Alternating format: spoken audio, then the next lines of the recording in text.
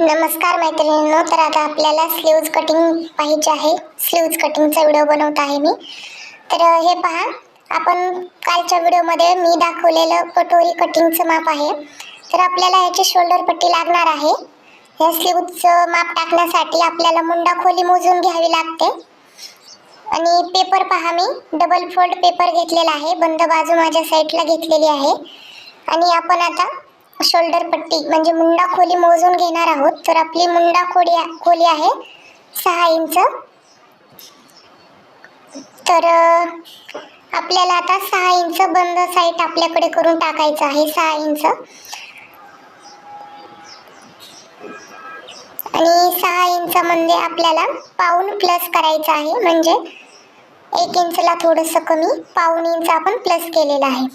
तर आता हे 6.25 इंच झालेलं आहे आपल्या बाहीचं माप, जे आपण बाहीच्या घडीची रुंदी टाकलेली आहे 1.25 इंच.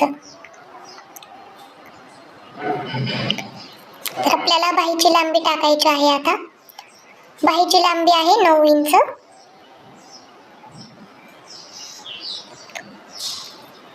अस्तरच्या बाहीसाठी 1 इंच प्लस आणि साध्या बाहीसाठी 1 इंच प्लस, म्हणजे 2 इंच. साध्या स्लीव्जला आपल्याला 2 इंच प्लस करावं लागतं.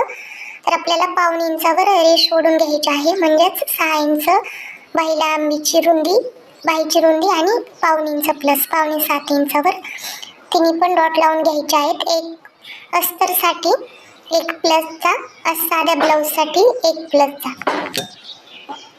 म्हणजे तुम्ही स्लीव्ज अस्तरला सुद्धा वापरू शकता अशी पद्धत, आणि साध्या ब्लाऊजला साठी. तर बाही लांबी आहे 9 इंच, अस्तर प्लस 1 इंच, साधा ब्लाऊज प्लस 2 इंच. तर पूर्ण बाही आहे 11 इंच. हे पहा. तर आपल्याला ही जॉईंट करून घ्यायची आहे रेष.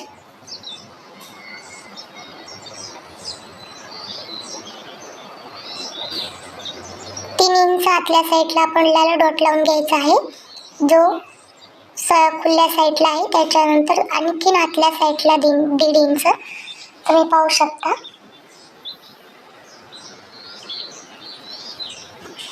आपल्याला मुंड्याचा निम्मा घ्यायचा आहे आपल्याला बाहीच्या घडीसाठी, म्हणजेच मुंडा खोलीचा आकार देण्यासाठी. म्हणजे 2.5 इंच, जे मी शोल्डर पट्टीवर दाखवलेला आहे.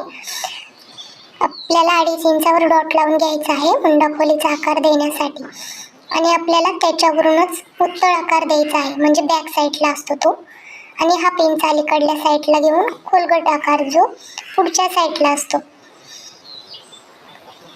फ्रंट साईडला असतो, तो आपल्याला खालच्या साईडला द्यायचा आहे. पुढच्या भागाचा आकार आणि वरच्या साईडला द्यायचा आहे पाठीमागच्या भागाचा आकार.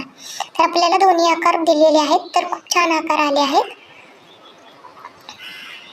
तर आता तुम्ही पाहू शकता, आपल्याला दंडघेर घ्यायचा आहे. तर पूर्ण आहे 7.25 इंच. तर पलीकडल्या साईडला 2.25 इंच सोडून मी डॉट लावलेला आहे. आपण 5 इंच दंडघेर घेऊ, दंडघेर आणि 1.5 इंच प्लस. तर आपल्याला जोडून घ्यायचं आहे. आता तुम्ही पहा, दंडघेर वेगवेगळे असू शकतात. तर आता आपण 5 इंच घेतलेला आहे दंडघेर.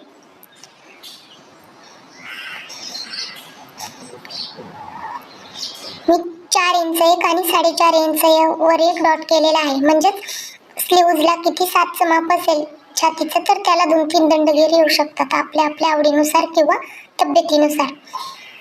म्हणजे एकच माप असू शकत नाही. तर आता आपल्याला कटिंग करून घ्यायची आहे. आपली कटिंग करून झालेली आहे. आपला व्हिडिओ पण बनवून झालेला आहे.